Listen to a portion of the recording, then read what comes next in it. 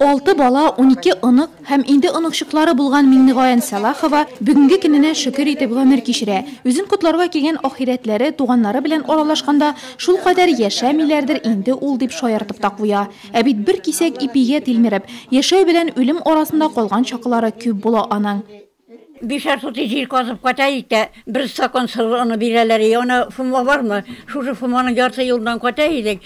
Шушында bir стакан сырыны, аны яни шушыларны алып катып кисәҗәйдә дә, әлегә пешерә дә кисәл ясый, катык кебек. Шушыны эчәбез, эштә китми. Аннары үләнгә, чәйгә миллиондай ни бар бит инде. Сыры үлән. Ceykinlerde var. Şuşunu yiyip olayık, şuşunu şey.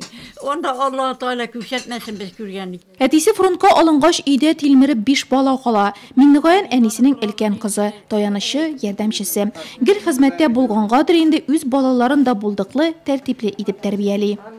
Әни инде строго иде. Ул гел чистотаны ярата иде. Әгәр идәнне начар юсаң, ул угылларны карап бирә иде. Икенче кат нитә иде. Шулай Бәрәңге бакчасында гел тикшерә иде.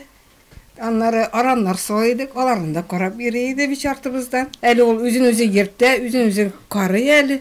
Шуның өчен бик тә шат. Шишек бәйләмнәре бүләкләр. Бүген Миңнегаян Салахованың күп саны туганнары гына түгел, район башкарма комитеты җитәкчесе Алмаз Әхмәтшин дә котлады. Россия Федерациясе президенты котлауларын һәм бүләкләрен әбекәй шатланып кабул итте. Теләп истәлеккә фотога төште. Сәбәбе дә җитди бит. Бөек җиңүнең 73 еллыгы һәм 90 яшьлек юбилее.